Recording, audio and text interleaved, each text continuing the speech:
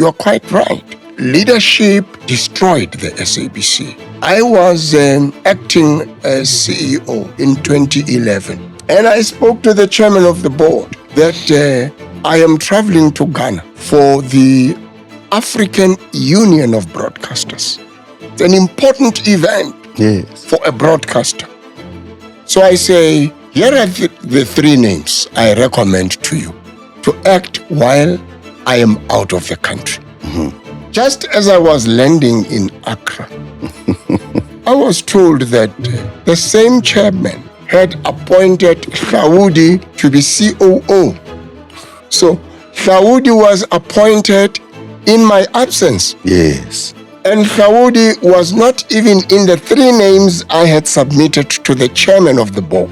He was nowhere near the executive leadership of the organization, but closer to the board, but not in the executive leadership of the organization.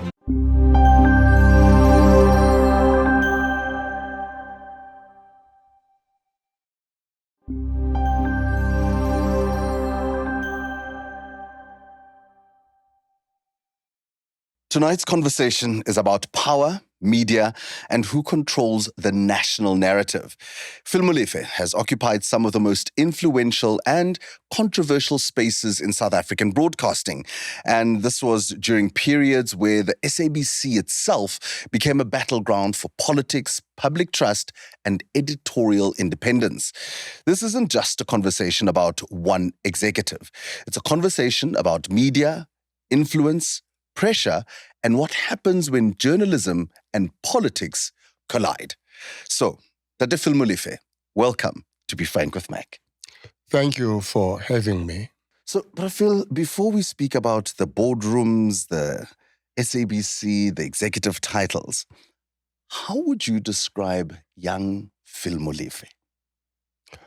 Well, a quintessential product of the South African situation.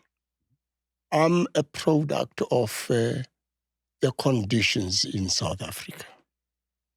Growing up in the townships, playing soccer, really enjoying life as we experienced it at the time, but with a keen interest in what was happening around us and in the world, listening to news when it was radio time for news. But also we had a teacher in a higher primary school who would encourage us to read newspapers. And the Rand Daily Mail and the Star were the key titles at the time. So it was a combination of your veritable township kid, but with a desire to learn and to explore. This was all happening in the dusty streets of Sharpeville, a place with a lot of history, but a place that you also call home. It was home. The streets were even dustier because at the time we didn't have electricity. So coal fire was still the order of the day. But it was a great place, nevertheless. We enjoyed it. We never wore school shoes to school in the 1960s. We walked to school in bare feet. We loved it. One friend showed me a photograph that was taken of our group at school in 1967. What struck me was all of us, none had shoes on. So that's how we grew up. We loved it. So we only wore shoes in winter. But that pair of shoes, you must then put it away. If next year is a bit smaller, you pass it on to your younger sibling and you get the bigger one from your older sibling. And if it is too big for you, you put in card box and some newspapers so that it fits. So that is how we grew up. But the communalism, the Ubuntu, the values we had and values that our parents imbued and instilled in us really made us, to grow up like a team. Vaal in those days was also a melting pot of politics at the time. When you think about Sharpeville and your upbringing and what was happening at that time, were you aware of the politics of the country at the time? Because Habe, you're a son of a preacher. You're in this day and age, but you're a pastor's kid. So on the one hand, there was politics in Elikrek. How were you trying to sort of, straddle that line so that you don't make him angry? Because but also on the other hand, keep him happy. Well, my family was very much alive to the political developments of the time. And my father was, in fact, very much involved, albeit in a way that could not be easily detected because of the system that was obtaining then. But my father, along with the Reverend E.E. Mahabane, the Reverend Selepe of the AME Church, and the Reverend Maja of the Presbyterian, were the presiding clergy that buried the victims of the 1960 Sharpeville massacre. So the church was a refuge for the community. As you know, we lived at the height of apartheid when people were required to have a permit to visit a municipality area. Like Dompas. That was the Dompas. Dompas. And if you are outside a zoned urban area, then you need a permit. And that permit was granted for 72 hours, which means Friday to Sunday. You must be out of the area. And people would sometimes overstay the required period. The church had become a refuge because as we were growing up, we saw how many people would come to my father's church to seek accommodation overnight because the police would not raid a church. Okay. But ordinary houses would be raided. Mm-hmm. So for you to evade arrest, yes, you go and sleep in a church environment so that you are safe. So the church was a refuge. And because of that experience, we were conscientized at an early age. And my father had been part of the early days of the South African Council of Churches. Mm. And I suppose that is why he then had tension with the church he led at the time, because they believed that politics and the church should not be mixed. Mm-hmm. But he really identified with the people.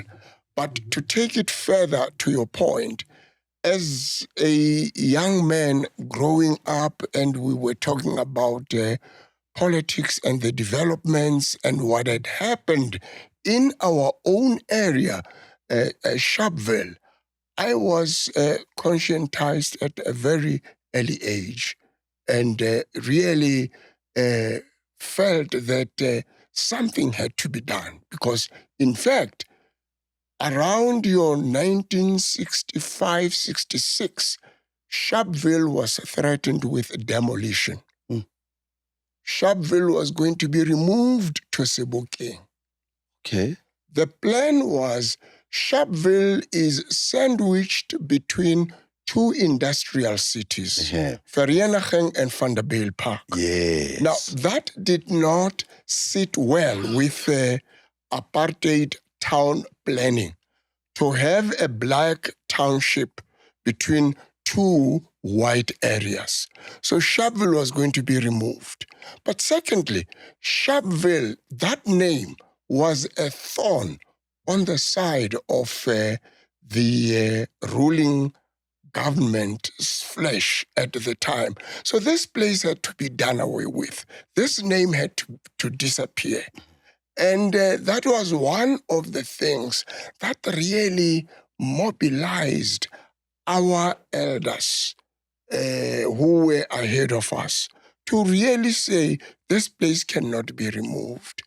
And we are thankful that the engagements that happened and the subtle protests that were waged stopped that from happening, because Sharpeville would have disappeared from history and from existence. That's incredible.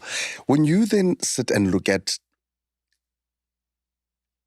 yourself now, Raphael, what do you think the younger version of yourself would have thought about the shoes that you've stepped into, the roles that you've played, the places that you've been to?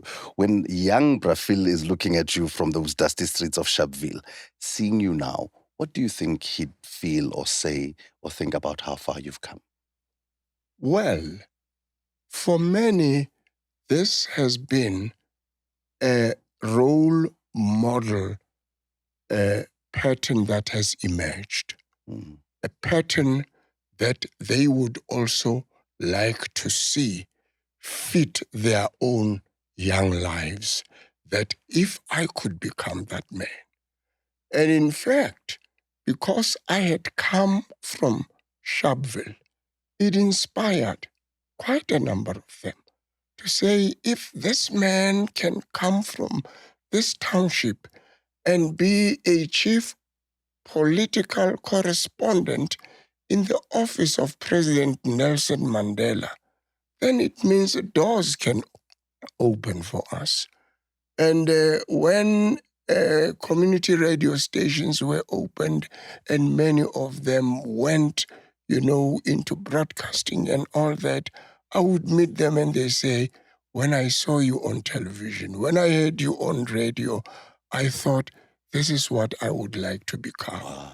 So I think that is, in my own limited view, the impact it has made on the up and comings, to say, this is something or this is someone to look up to. And that is what we need in our communities. Even with the opening up of our residential areas, yes, go and live there for convenience, but don't leave your original place.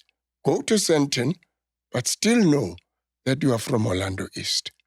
I have moved to wherever I have moved, but Sharpeville is still my home ground. And I spend a great deal of time in Sharpeville, so that I continue to be an inspiration to the young Phil Molefes out there who are growing up in Sharpeville. How did you end up in broadcast, Raphael? How did you end up working for the newspapers and then eventually going right up to the helm of the SABC? How did that transition happen? Tell us about that journey. Well, my first profession is teaching. And Raphael? I used to teach English and history. My first profession is teaching, but there's always been that knowing desire to be a communicator, because I had been immensely influenced by the power of the pen. As I said, at higher primary, our teacher would encourage us to read newspapers. Yes. And we read. And fortunately, my father read the Rand Daily Mail in the morning and the Star in the afternoon. Yes. So you come home, there are newspapers lying around, and we would read. So that really instilled an interest in, wow, these people write this, and it has such an enormous impact. And of course, there were people who became very influential models for me.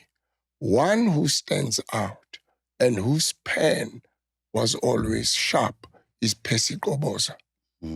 I admired that man. I admired how he articulated the story of South Africa.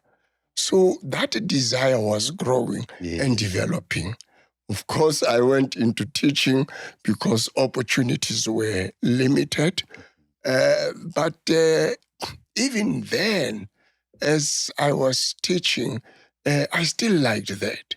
And I went into teaching at the time when Soweto exploded.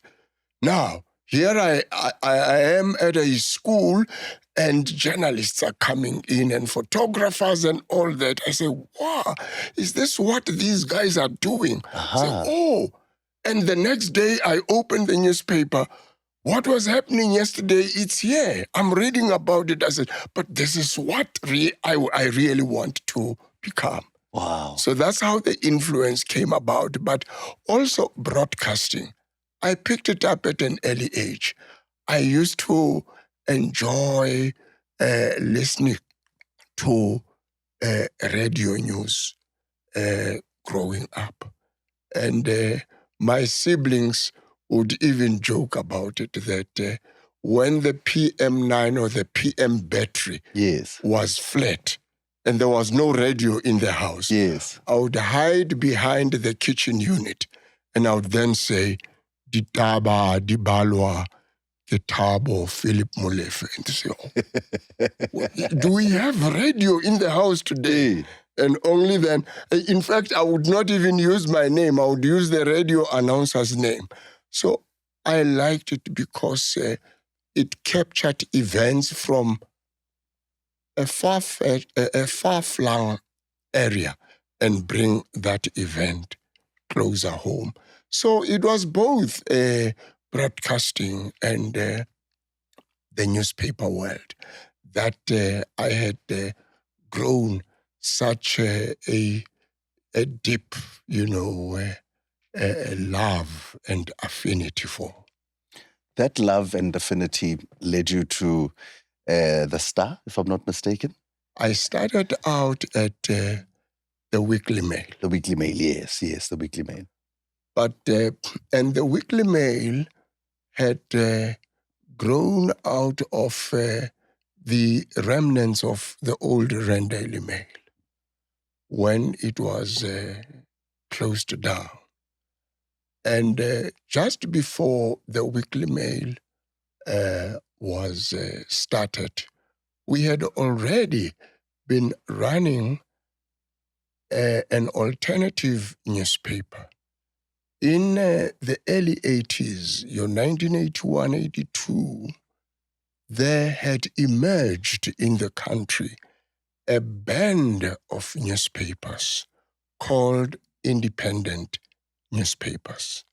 So called because, one, they were independent from the government dished out news. So the government propaganda, handled. Yeah. Yes. But also independent from the mainstream, because he still had the mainstream media. Yes. Which was your Star and your Rand Daily Mail.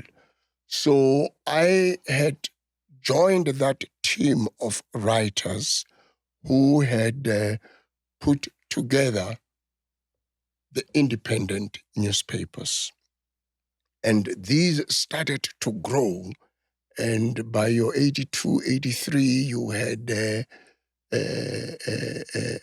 New Nation, you had Vrye Weekblad, and there was also Saspo National. So I was with SASPU National, and it comprised a lot of political activists, your Ronnie Mamwepa and all that. Roni. Yes, The late Roni. Yes, Ronnie Mamwepa, yes. I was their editor, so our newsroom, could sometimes even turn into a small political rally. I mean, your Peter Mokaba was a contributor to the newspaper, and quite a number of them. Yes, that was... and they were young in those days. Very young, very young. So in 1985, when the Rand Daily Mail was closed down, Anton Haber and Erwin Manoim, from their severance packages, they put together some money, and then they got some funding from foreign donors, and they started the Weekly Mail. So I moved on to work for the Weekly Mail. A very interesting time, and where I really sharpened my journalistic teeth, worked with some great people there, your Barbara Ladman, who was a mentor, a coach, and there was also your John Pellman, was a sports journalist. Oh, Ntate John. Oh, John Pellman was with us at... Must have been a young man as well back in those days. Yeah, young man, yeah. Still wet behind the ears and doing sports, because I think he was John is not that very young. He looks young. I think he takes very good care of himself. He eats well, and with a sense of humor. Not easily detectable. You have to know John, get closer to him. There was Sean Johnson, who was a political correspondent of the Weekly Mail. Now, I got very close to those people. Ivor Powell became my very close friend, and we became a team. When Sean Johnson left the Weekly Mail to join the Star as assistant editor, I think he must have spoken to the bosses there that, hey man, there's a guy there I left behind. So one, Monday afternoon, I get a call, a big name, as editor of a newspaper. Said, is that Mr. Phill Molefe? I said, yes, it is. Said, this is Harvey Tyson here, the editor of the Star. Says, I've arranged an interview, if you will, to come and see Mr. Ron Anderson. Ron Anderson was the editor of the Daily Star, Harvey the editor-in-chief. So, would you be interested to come in and see us? I said, I would be interested. I didn't even think about that. So I went, and then, I was really going up the journalistic ladder. The doors of the SABC then open up at a time where the country has just transitioned. The propaganda machine of the former apartheid government no longer exists. It's time for change and transformation.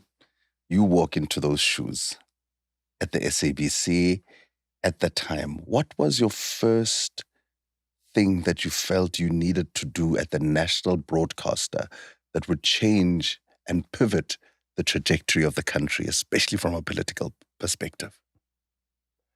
We were the very, very first people from the newspaper world to go to the SABC. The propaganda machinery was being dismantled. It was one of the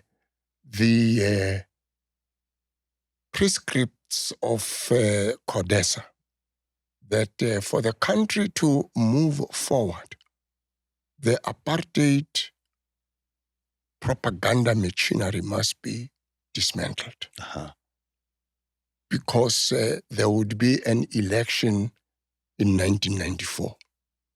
And the SABC is the national asset that must oversee and cover that election.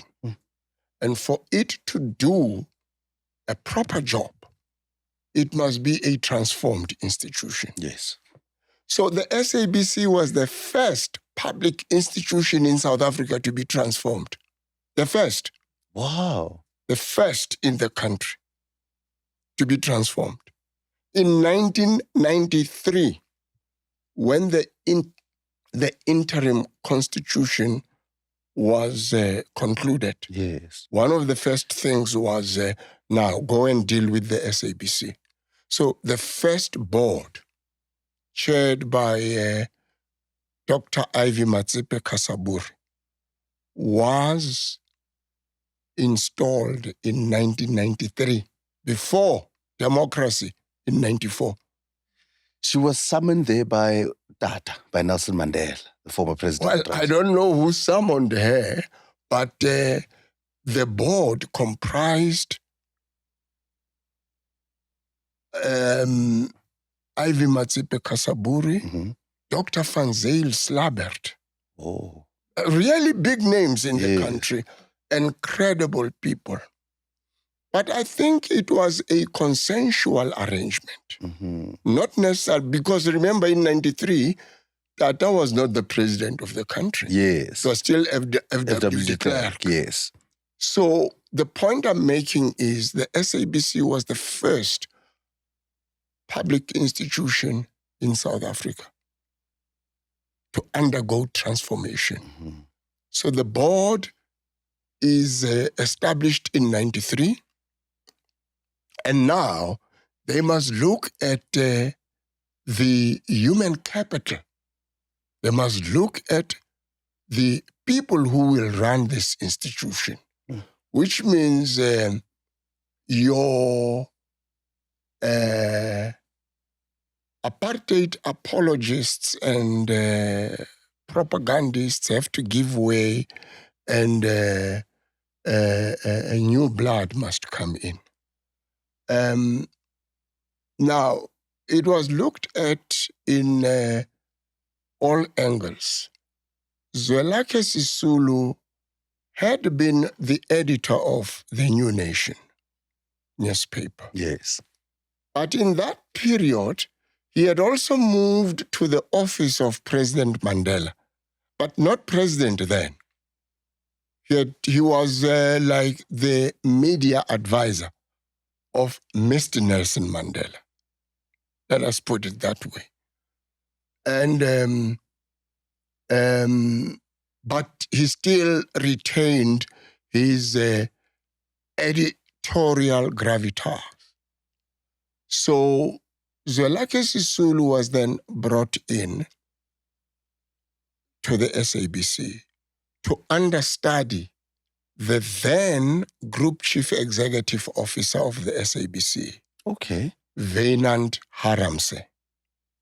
So literally walked into the office and sat with him to say, how do you do it? And what is done? How do we run this thing? Because we are new. Yes. And it's not a newspaper, you're not necessarily from a broadcasting world. And we are not there then. Yes.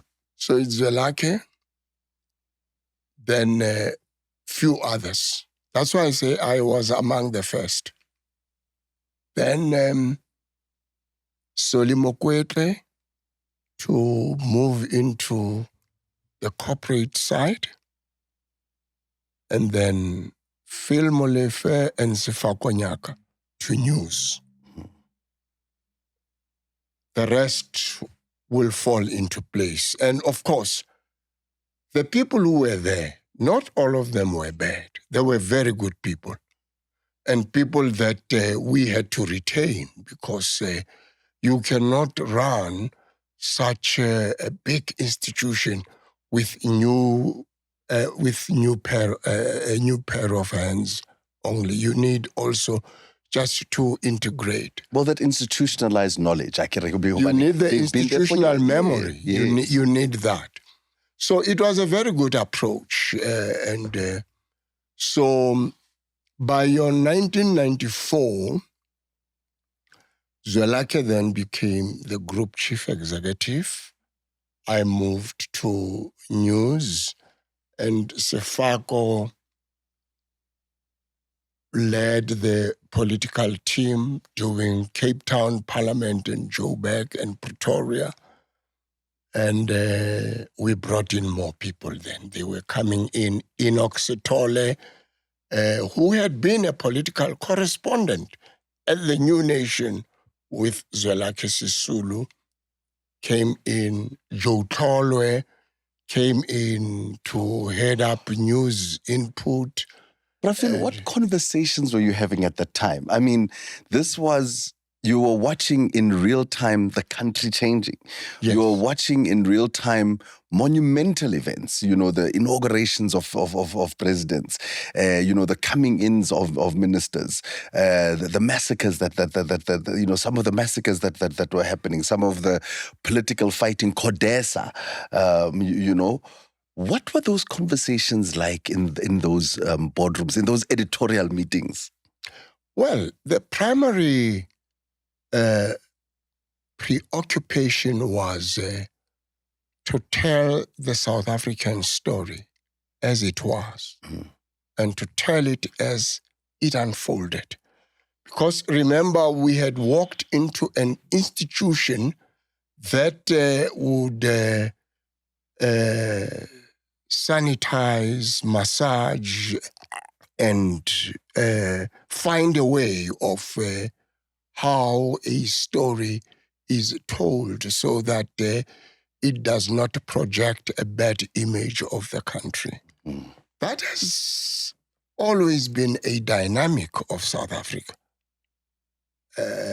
So our preoccupation was, how do we tell the story?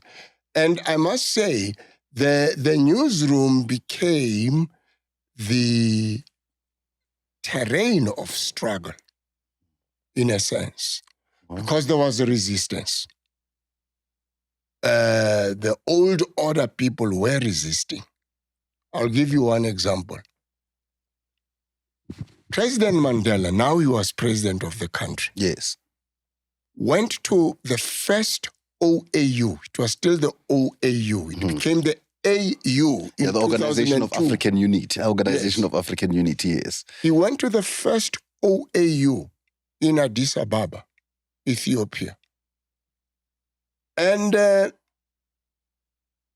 the story of his attendance of the OAU and meeting with African heads of state was a big story across the continent. But look what happened. And this is the resistance I am illustrating. The story was carried very well on Sesotho News, Xhosa News, Afrikaans News, but the English news dropped the story. So there was a lot of fighting in those early years because you had people who were resisting. And at one stage, we had to go to Pretoria with Mr. Joe Tolwe. He was the editor, to go and explain why this bulletin would cover the president and this one would not. And they presented us with facts.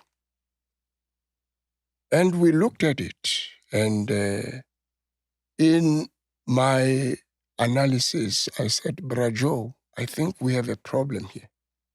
This is the guy who is blocking things. But I'm just illustrating the point that there was resistance. Not just, Sunday school playtime, real resistance. Yes. So the early days were not, a walk in the park. We really worked hard. The organization was transforming, but the nucleus of the organization was resisting change. And how did it manifest itself? You had Zulu desk, Sotho desk, Afrikaans desk, English desk.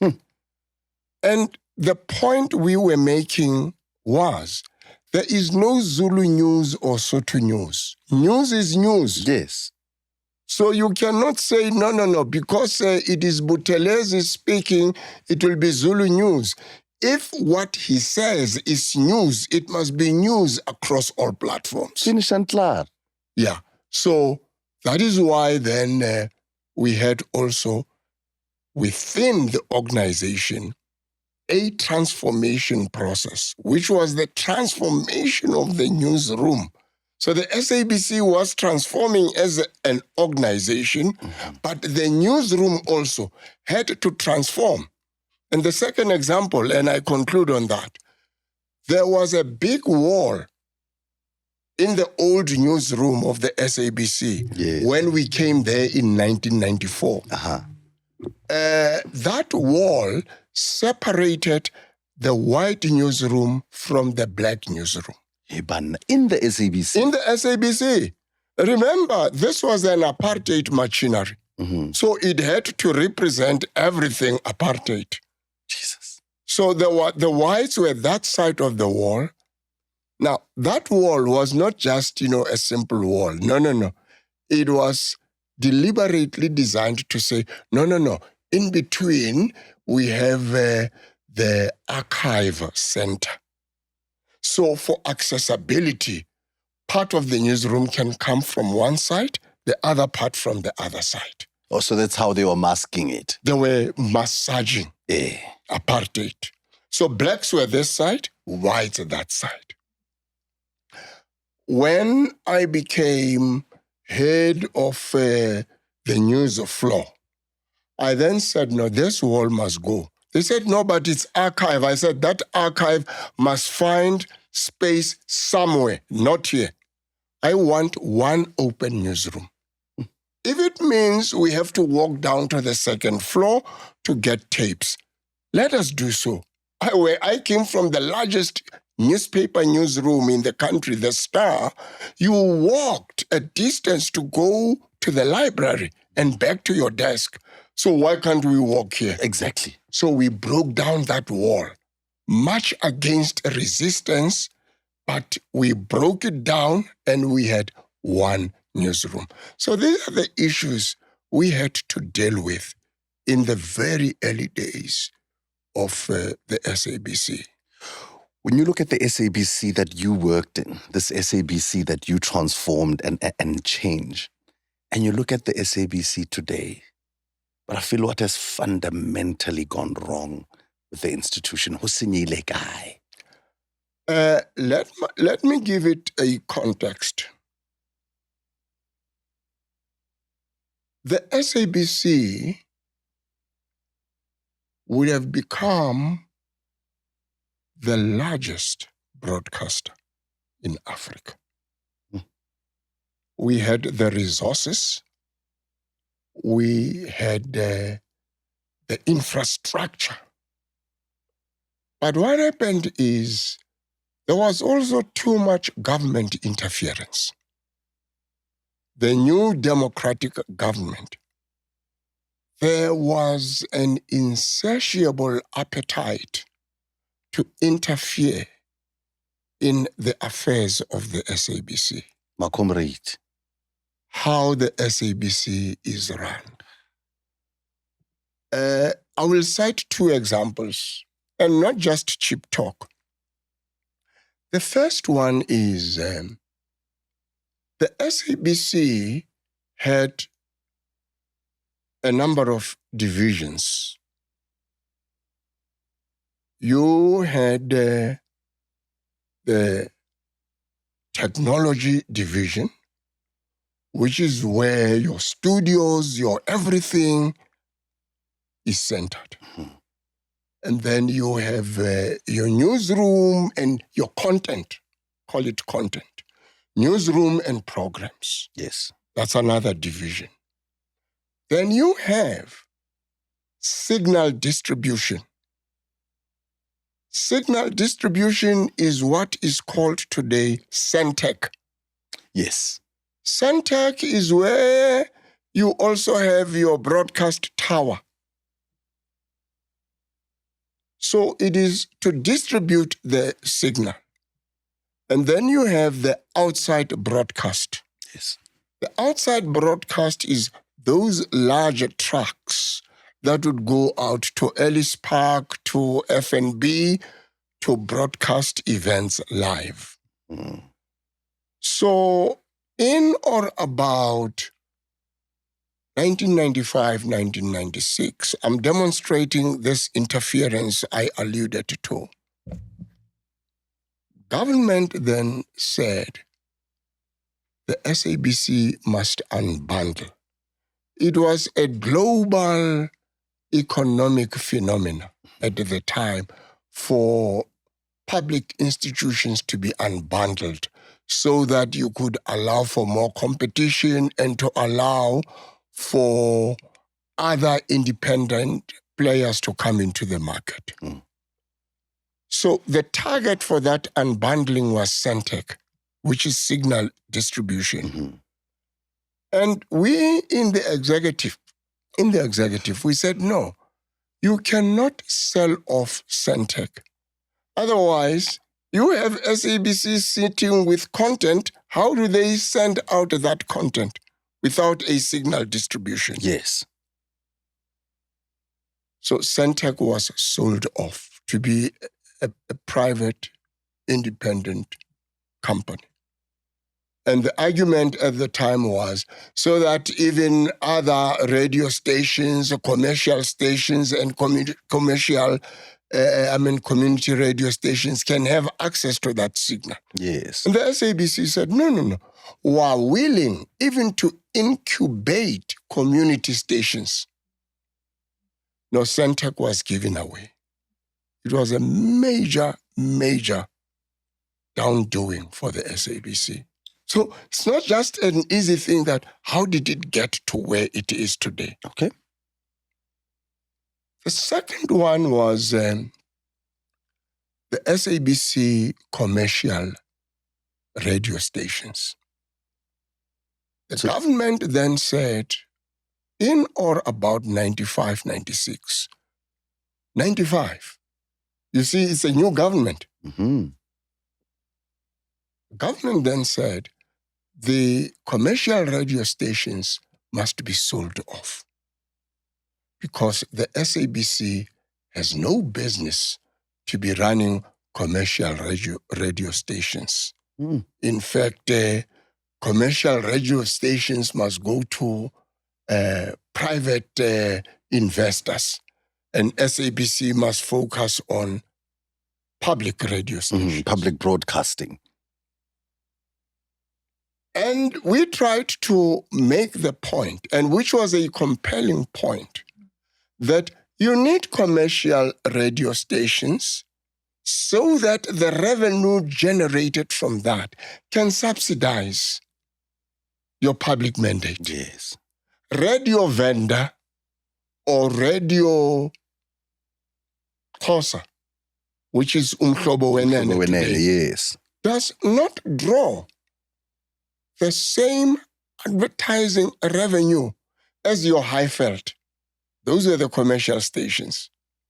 So Highveld is part of the SABC family because we generate income that subsidizes umhlobo wenene. Yes. Lesedi, Motswedi.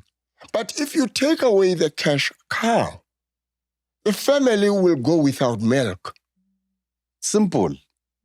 So the stations were sold off. It was a government decree. So the stations left, but we knew that that move is going to leave this organization impoverished. I remember the money that was generated from the sale of the stations at the time was 600 million rand. At that time? At the time. That's a lot of money. So we thought, oh, no. Government sells off these stations, and then we will get this money so that now invest it wisely to continue with the subsidy of your public mandate, as you were arguing. No, government took that money. Iban. Government took that 600 million. It went. And to this day, you probably don't know where it went. It will be an interview for another day. But it needs its own interview. The point here is those stations were sold for 600 million rand. And the SABC did not even see a cent of that money. So this is how the destruction of the SABC came about. You don't just look at the superficial things that, today they can no longer pay the bills and what have you. No. Go from the genesis of the whole thing. Mm-hmm. That one, we lost signal distribution. The SABC must now go and pay for signal. The job we do every day. Two, SABC now has lost commercial revenue. And remember, the funding model of the SABC is a flawed to start with.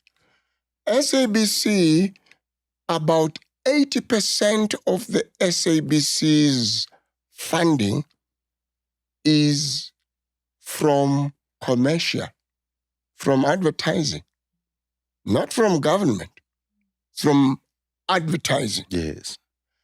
18%, only 18% is from TV licenses. And from government, it's only 2%. Now, they want to say it's public, but with a 2% support. I remember one day we were, just to illustrate the gravity of this situation, we were called to Parliament, and when we were going there with Zwelakhe and the executive team, Zwelakhe made, this remark that, instead of being called here to Parliament to answer questions, this and that, we should have rather had a meeting with the chairman of Old Mutual and the chairman of Standard Bank about how we increase our revenues and all that. Because Parliament, they're going to ask us questions as if they maintain the SABC, and yet they don't. So they call it public, but it is not publicly funded. It is commercially funded. So that is where the SABC problems begin. Now, lastly, SABC could have gone satellite before DSTV. Okay. Oh, yes. Okay. When the radio stations were sold, Zwelakhe then said, you know what? We are expecting very good income from the sale of the stations. Now, let us start thinking, because government is going to say, you sold the stations, now you are on your own. So let's start thinking how we are going to invest this income. The 600 million that you were expecting. So the thinking then came to what we called the SABC must go satellite. So that some of the commercial projects we want to pursue can be on the satellite platform and not terrestrial platform. Because terrestrial has to carry out a public mandate. Satellite can carry any mandate. And satellite also has this advantage. You can access satellite even in the Karoo. All you need is a dish and you are there. Of course. Whereas terrestrial means there must be an SABC tower for you then to access SABC television. Mm-hmm. For example, SABC 3 could not be seen in very large parts of the Northern Cape and the Western Cape because it was on terrestrial. But if we go satellite, anyone in the country will have a dish and access. And then the thinking was, satellite will also then become a platform for entertainment, for sports, for all those things, and will generate income. Mind you, this thinking is happening when some of the people were still in the SABC. So they leave. The group in the commercial space at the time was Mnet. And Mnet was only one channel. And it was really struggling because it was on satellite. Mm-hmm. So much that an arrangement was made that the SABC must provide an open window for Mnet. And if you remember, between 5 o'clock and 7 o'clock, or 6 o'clock and 7 o'clock. Open time. It was open window. Yes. Yeah, they used to call Mnet open time. It was open time. Yes. So that Mnet could also then be seen on SABC. But you see, it was also giving Mnet mileage. Free advertising. Free advertising. So when in the SABC there was this talk of launching a satellite platform, some people, I don't want to say Mnet people, some people saw an opportunity that had been identified at the SABC. Now, when 600 million rand could not be forthcoming, now, suddenly we don't have money now to launch this satellite platform we're thinking about. We go to government, we say, look, because you can't fund us and we must go to advertising, and advertising also has its own imperatives. Yes. And dictates that work against our public mandate. Rather, fund us to have this thing that can be a cash cow for the SABC. There were delays. Now, as you know, the more you delay, other people see opportunities. Yes. So in South Africa in 1995, there was the World Cup rugby. So the Rugby World Cup was an eye-opener to people with business acumen. They saw an opportunity.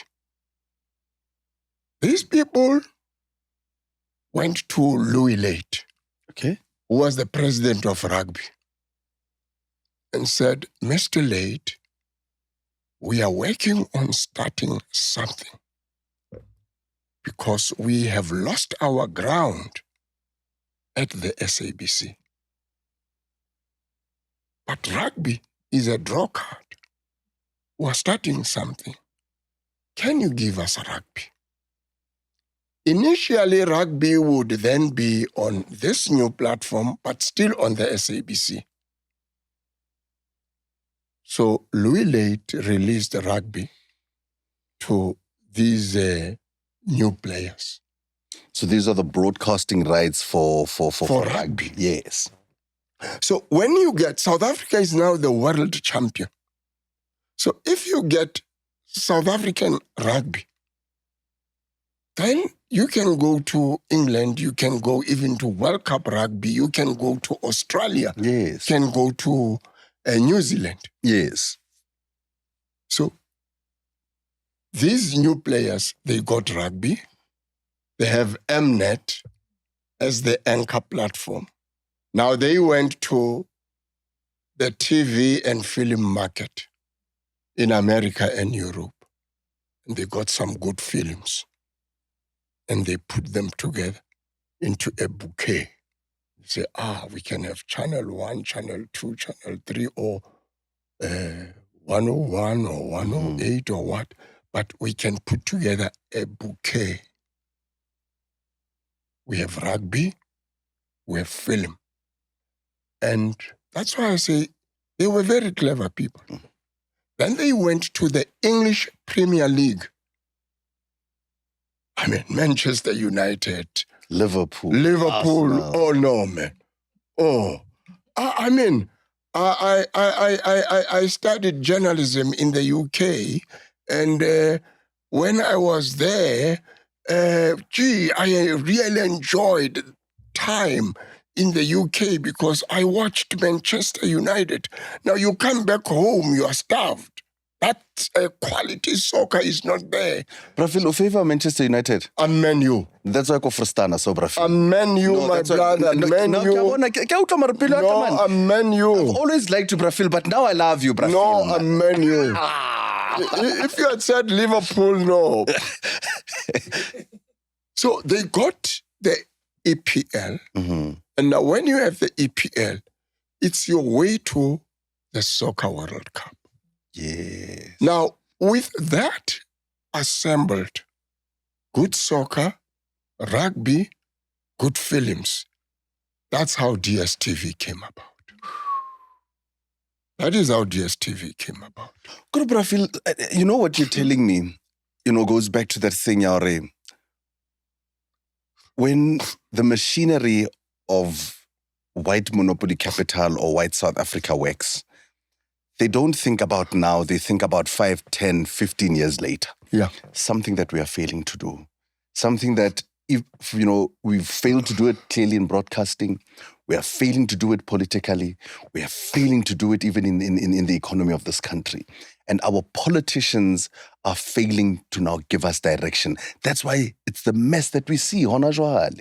No foresight, because a good businessman is one who can actually foresee that what is the world going to be like 10 years down the line. That's a good businessman. Yes.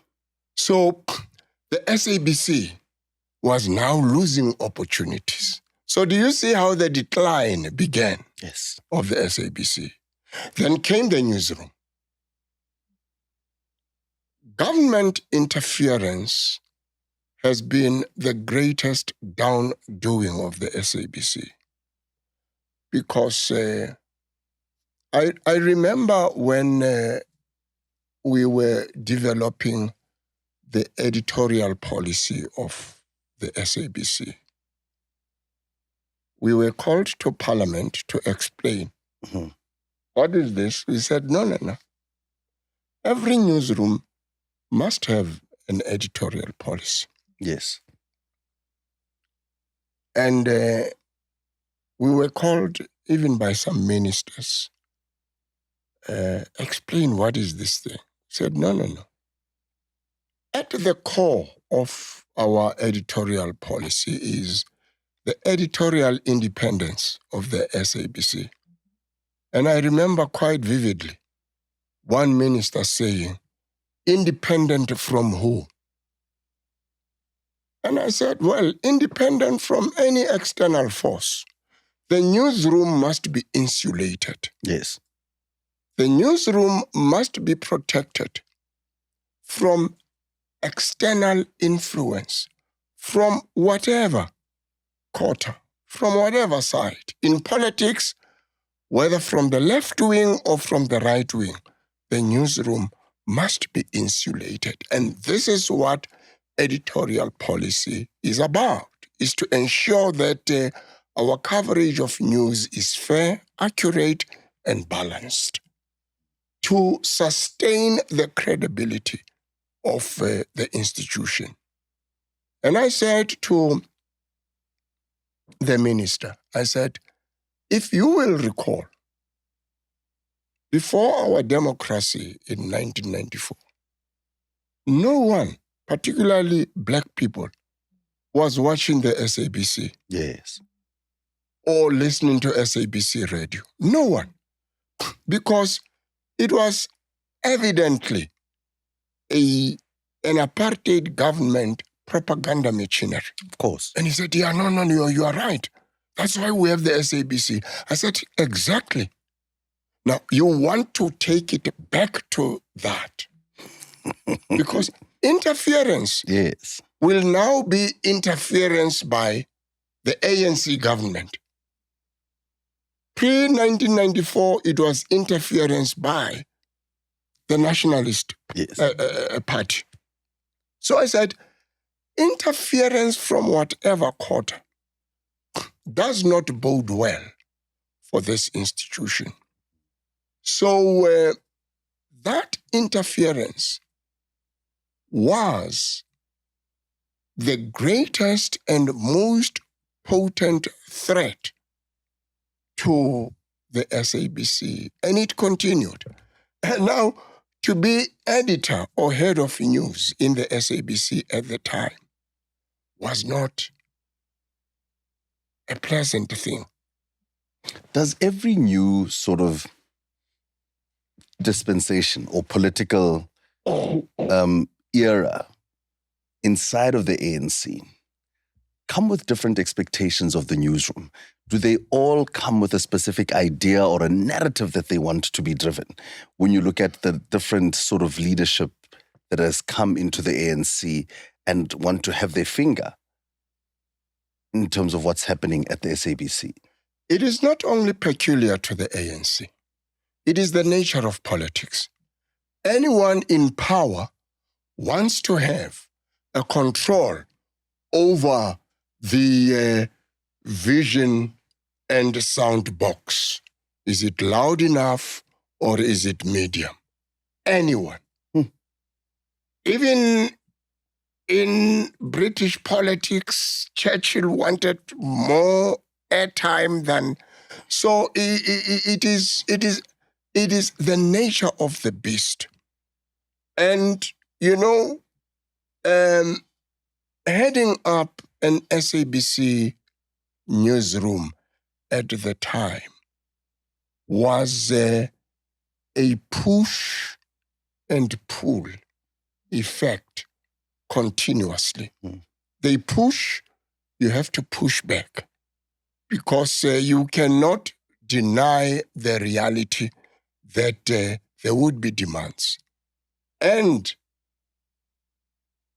sometimes even outside the SABC, as I say, it's the nature of politics. The DA would also make demands. The old National Party would make demands. Yeah. Everyone. The IFP, the PAC.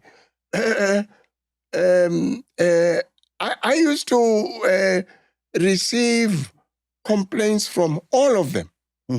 And when I meet them in Parliament, I would say it means we're doing the right thing because I've received a complaint from you, and not just a complaint on legitimate issues that you are raising, but demanding more airtime. You feel that your story should have been more airtime than the one that you were given. Yes. So I said, well, for me, it gives me comfort that we are doing the right thing. You're all complaining at the same time. You're all complaining. Yes. So that, remember I said, people watching the space were identifying opportunities. So when that was happening on the SABC,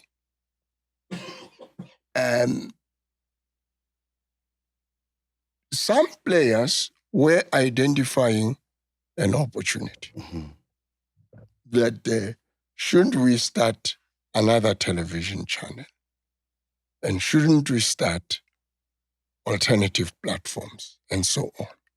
So over time, these were eroding the base and the powerful position that the SABC had held. So over time, the SABC was losing its position, its stability, its base, and also audiences. Because as new players are coming in, they take away. Because it doesn't mean when you start a new television station, there will be another population of South Africa that will be created for you. No, you are going for the same market. Yes. And you must steal from the same market. I must also say, there was a time when the SABC was treated rather harshly and unfairly. It may be a subjective view because I was at the helm at the time, but the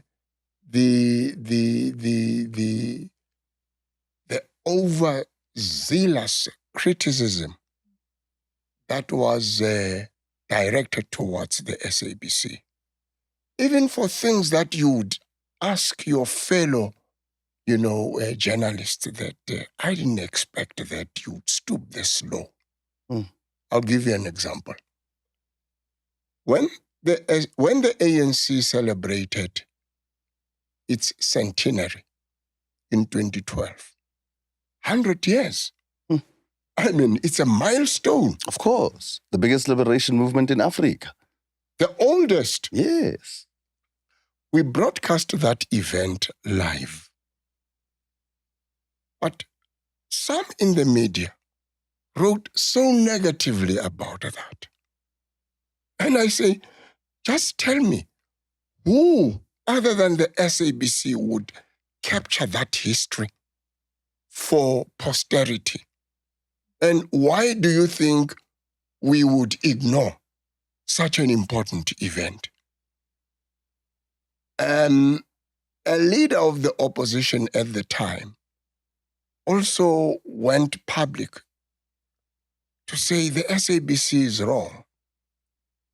And I was interviewed by SABC journalists. I didn't ask for it.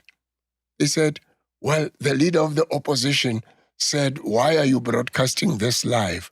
I said, well, the day the DA is 100 years old, we will certainly broadcast it live. The Phil Molefes of that time will do that. Of course. It will be just the right thing to do. It would be the right thing to do. It's a part of history, yes. So my point is, the SABC became a contested terrain for opposing political forces, but also even in the media. And I understood the dynamics very well, that the print media, or some of them, were aware that the new technology is taking away the historical dominance of what was a known terrain or a known home ground. And so there was that hostility. Mm-hmm. So I'm not taking away the own goals of the SABC, that it scored own goals, like I have illustrated, the government interference and all that. But I'm also saying there were other factors, very, harsh and unwarranted criticism of the SABC, and sometimes of things that any media institution would do. I mean, we went to cover the funeral of Julius Nyerere live from Tanzania. Wow. Yo. And it was not an easy thing. I took the decision at great risk and pain And we flew to Tanzania. And after that live broadcast, it was a big issue in Parliament. Why did the SABC broadcast this thing live? And I said, Nyerere was Africa's elder statesman. Who wouldn't? And when they were told that CNN also took that feed from the SABC, all of a sudden it was okay. And broadcast it live, they said, oh, even CNN. So this is what I call unwarranted, unfair, harsh criticism. When the SABC does it, why? But if it is done by SABC and CNN, it means that the world has an interest in this. So what I'm saying is, it is a combination of those things that began to have their toll on the SABC. But also bad leadership, Role Phill. At some point, either government or the SABC itself needs to own up for it. I mean, the era ya Hlaudi Motsoeneng, we watched live how the institution deteriorated, how the personality was put before the institution. He wanted airtime. He was involved in editorial. He was involved at radio stations. He constantly wanted to be in the front. I mean, when you turn around and at that time somebody would say to you, "Have you ever seen Ted Turner?" And a lot of people have never seen Ted Turner from CNN. They don't even know what he looked like. Yet, how no motho a na sa tsebe Hlaudi Motsoeneng at the time when he was at the helm of the SABC? No, quite right. I thought I covered it when I said government interference was the greatest downdoing of the SABC. Mm-hmm. They destroyed it. Yes. And that interference manifested itself in the appointment of the board. Boards, some boards were put there to clearly interfere in the day-to-day operations of the organizations. And leadership, you're quite right. Leadership destroyed the SABC. I agree 101%. I mean, I was acting as CEO in 2011. And I spoke to the chairman of the board that I am traveling to Ghana for the African Union of Broadcasters. It's an important event for a broadcaster. So I say, here are the three names I recommend to you to act while I am out of the country. Mm-hmm. Because it is not good governance to leave without appointing someone to act in the position that you hold. Yes. So I submitted 3 names. And the chairman said, no. I'm happy with the names and I approve one of them. You can travel.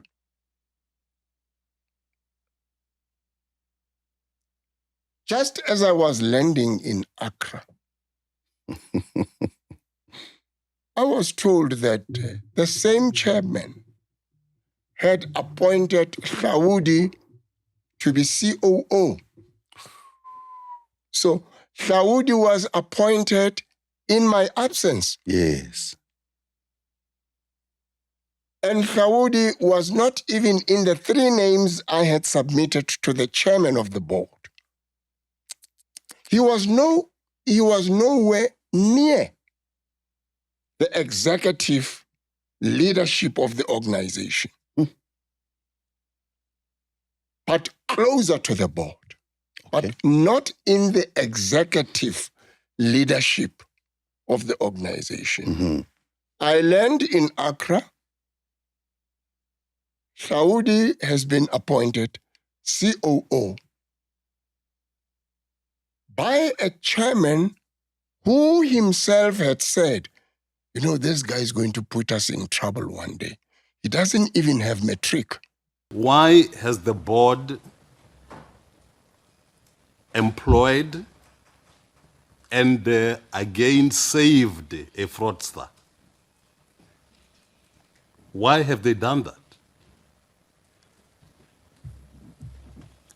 It's a fraudster because here we're dealing with a person who misrepresents his qualifications.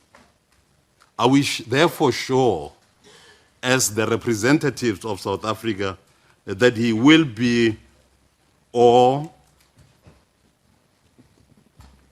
will he continue to be less fraudulent as he continues to do that kind of thing? I said, I'm glad you know about that, chairman. That same chairman, in that same breath, announces that Hlaudi would be appointed COO.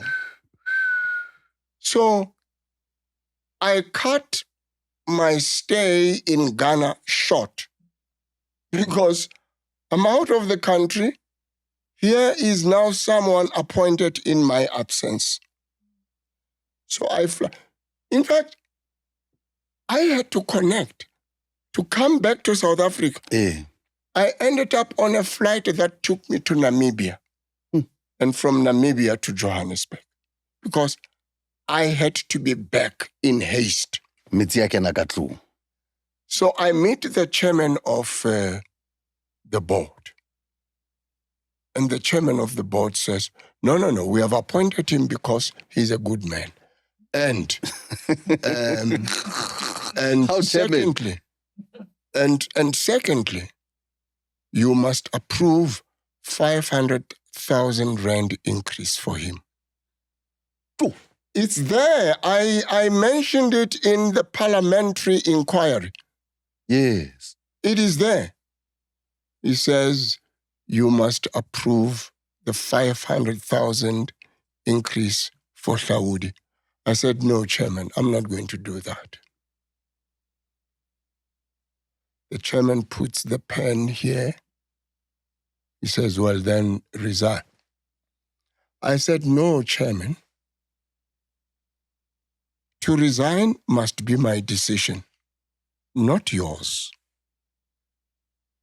If I have done anything wrong, fire me. Then you do that. I'm not going to do it for you. So I walked back to my office. Hey, man, it was happening in days. You're quite right. Leadership. But it starts from the board. But who appointed the board? It's government. Yes. So that's what I meant that by government interference was the greatest downdoing of the SABC. So I walked back to my office on a Thursday. That long weekend was going to be an Easter long weekend. Yes. Now, normally Easter long weekends, I would go to church for Good Friday services. So I go to church that Good Friday. But I just felt that something is not right. Monday is your Easter Monday. Yes. Tuesday morning, I'm getting ready to go to work. I get a call from the HR manager. He says, Role Phill, don't come to the office. I said, I don't report to you. You're not going to tell me not to come to the office. No, don't come to the office. Rather, can we meet at a coffee shop? I said, I don't work at a coffee shop. I work at the SABC. I'm not a barrister. He says, no. I want to talk to you first. I said, I have an office at the SABC. Talk to me at work.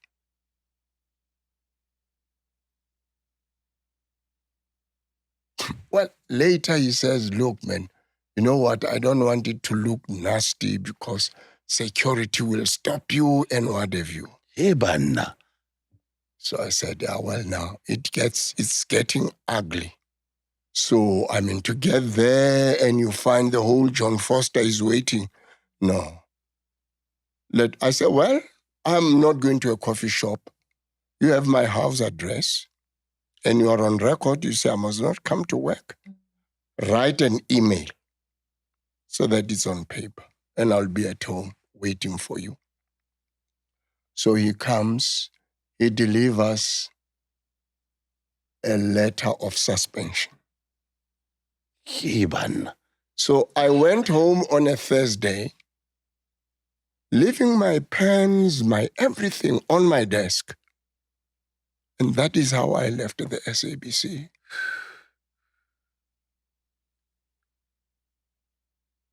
Because I had questioned, Othaudi had been appointed acting COO, not COO. Yes. It was acting. So that 500,000 was to give him that extra. And after he was appointed acting COO, Chief Operating Officer, over that weekend, a group CEO was appointed. When everyone, even the agency, afterwards they came to me. They said, but your name was on top. Everyone. We were 5 who were shortlisted. Everyone. But I think it's a decent thing not to mention everyone. But it speaks to the point you are talking about, Yes. about leadership. Bearing in mind that I know broadcasting like the back of my hand. And here you are, you move out of position, this man who is building this institution and who has been with this institution from the advent of democracy and who knows the battles that were fought to defend democracy and to advance the values and principles of a new democratic South Africa. He's been there. He knows everything. You want him to move out of the way and to make way for Hlaudi Motsoeneng and someone else who has really not had the wealth of experience. I mean, Hana metric, hana little metric. And let's maybe not criticize him for that because it does not necessarily mean or domo if you don't have metric. But you cannot be a group CEO of a national broadcaster usna metric. No ways. Well, someone else was appointed group CEO. Mm-hmm. But also who could not measure up to my wealth of experience. Of course. So then in a matter of days, Hlaudi is made acting COO and a group CEO is appointed and I'm suspended. Mm-hmm. We had a case and I brought in lawyers. I said, no, I'm going to fight this. Then the SABC withdraws the suspension because there was no ground. Absolutely not. So the suspension was withdrawn. The disciplinary process was withdrawn. Then they said, we're paying you out. I said, no. A payout follows a process of negotiations.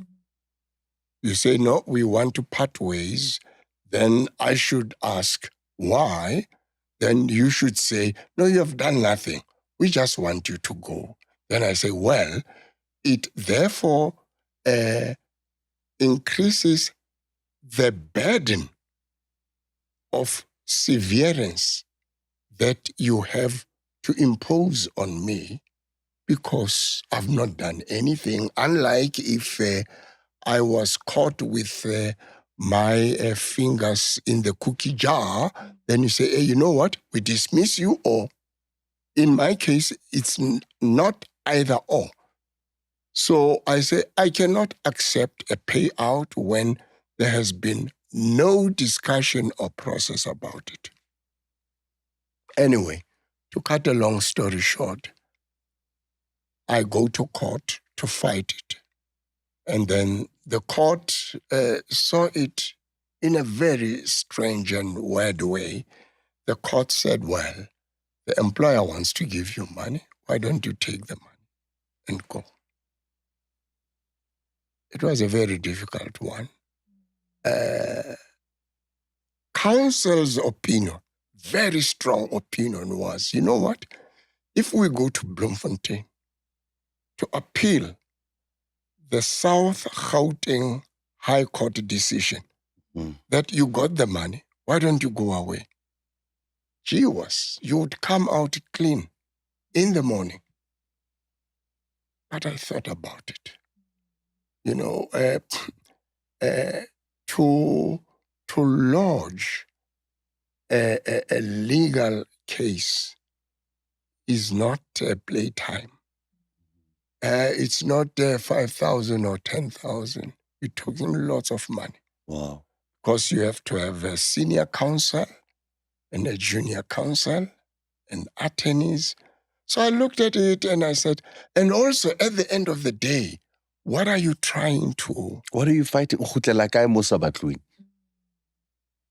So, but of course, that had opened the door for anyone with good credentials with someone to come and lead that institution. And the floodgates were opened, and we've had some very bad leadership at the SABC.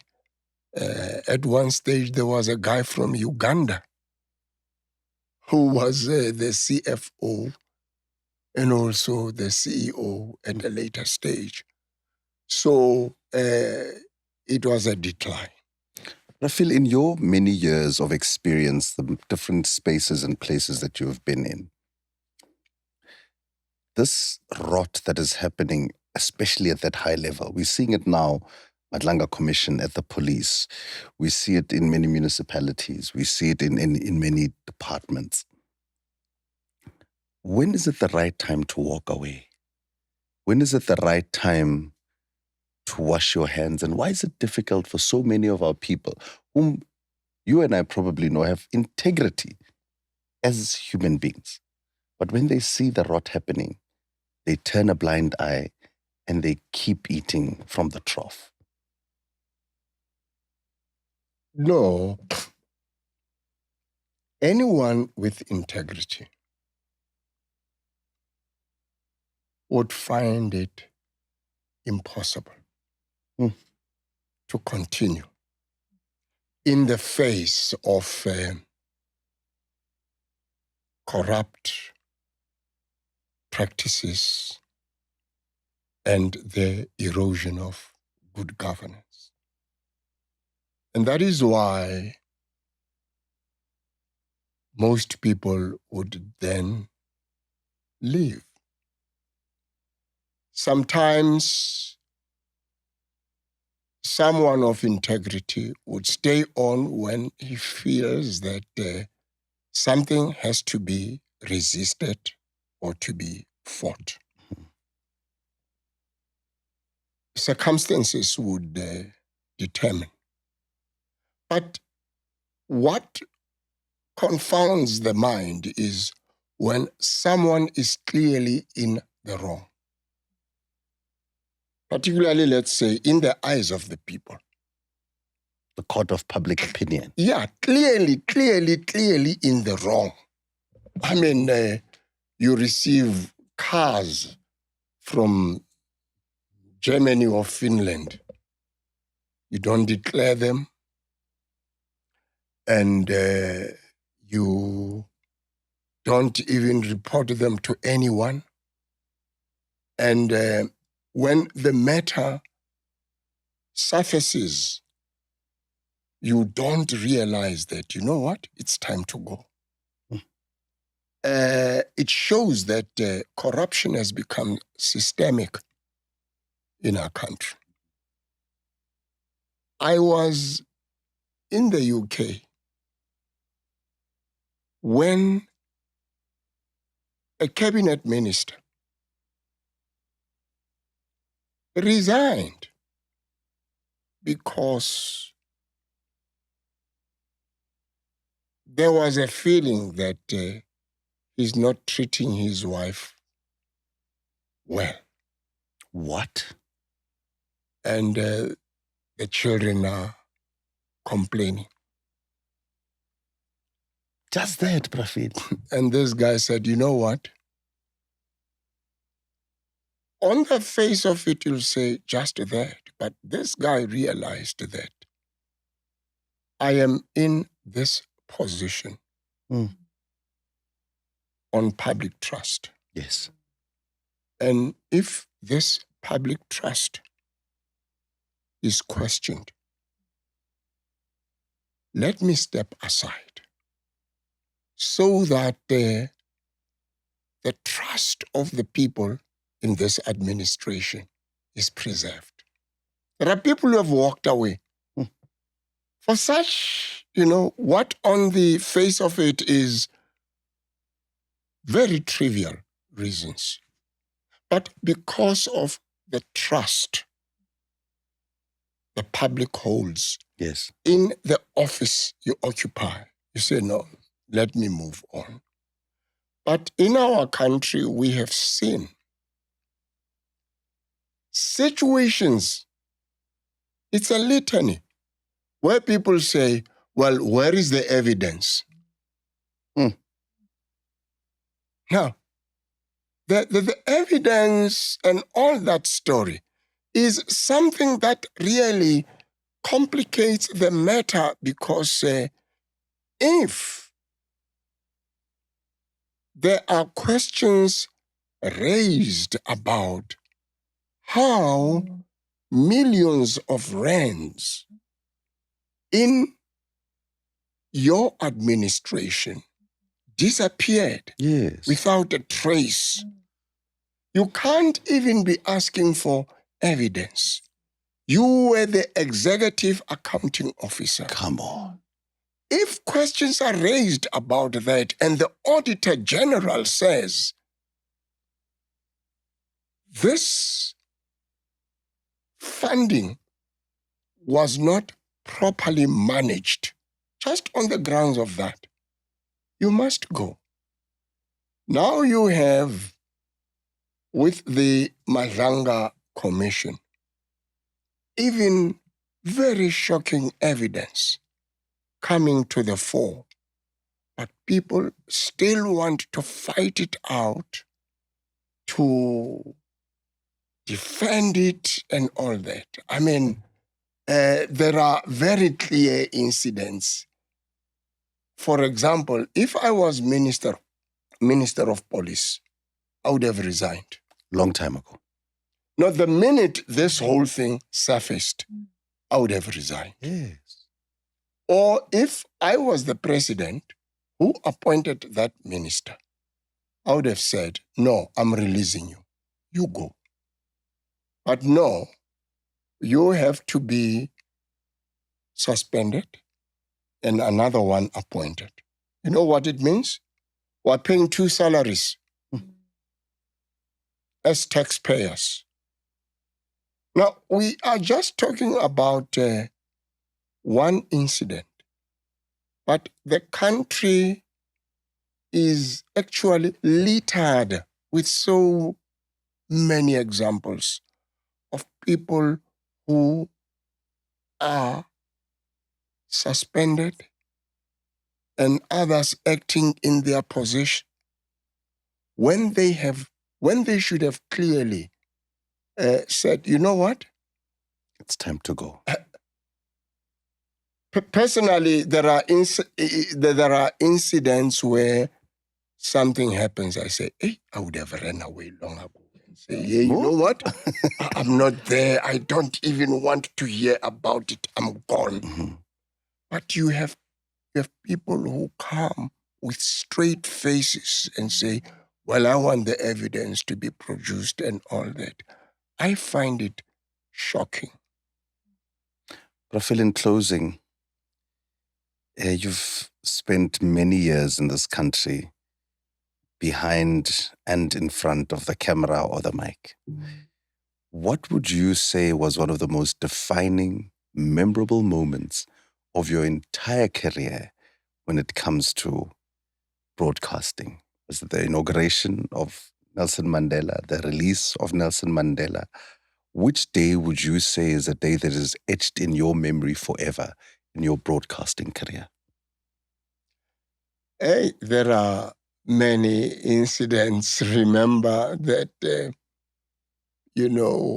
I covered the 1994 elections and everything that followed after that. But to me, a one-on-one interview with President Mandela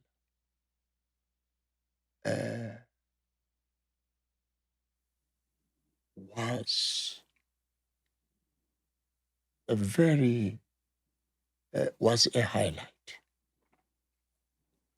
Not because of the stature of the interviewee, but where our country stood at the time and where the country was going. We were on the cusp of a new beginning, a new country. Yes. And to sit down with the man who had it all at his disposal and to really get him to articulate a vision. And as you know, it wasn't easy to interview President Mandela because every time you asked him, how did you get to this? And how do you think it will pan out? He always said it was a collective. He really never wanted to be showered with praise and to be seen as one who made it happen. But now, truth be told, here we are, South Africa, at the dawn of democracy. And I remember one critical question I asked him was, Mr. President, in 1964, when sentence was about to be delivered, the prosecutor, Percy Yuta, had said, if Nelson Mandela would go to prison, come back and rule, as it happened with Jomo Kenyatta, then I say, God forbid. Clearly, it was a call for the death penalty. So the point was, Mr. Mandela, you have come so close to the gallows. And now here you are to lead this country, much against what the prosecutor had asked.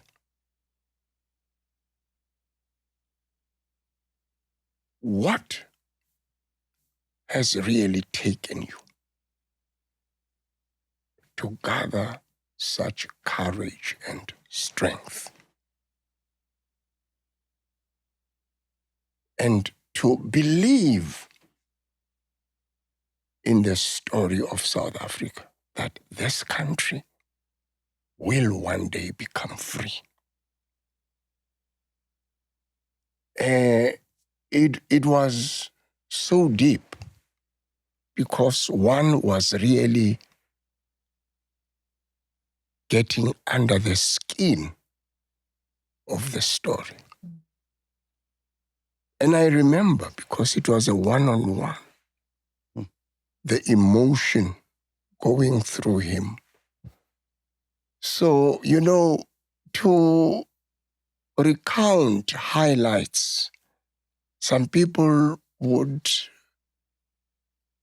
think about, oh no, it's when I was at the White House with Nelson Mandela or covering the Buckingham Palace.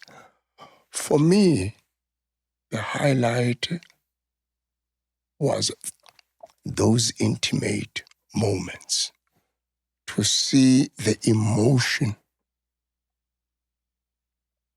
telling the story in more ways than words could have done. To have come that close to Nelson Mandela and to read his emotions and thoughts was, to me, as a broadcaster, a moment I cherished and something that stays with me. Phil, there's no more to say. Thank you so much. It has been an absolute pleasure and an honor to have you with us. You've shaped the narrative of this country for many years. You were there at the beginning and you're still there, and we still continue to be inspired by you. Thank you, Gyalebo and Tatwag. I could not have asked for more. Thank you very much indeed. And all the best with your podcast.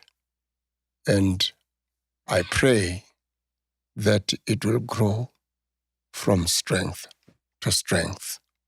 You can do it. Go for it. Ladies and gentlemen, Phil Molefe. Stay with us.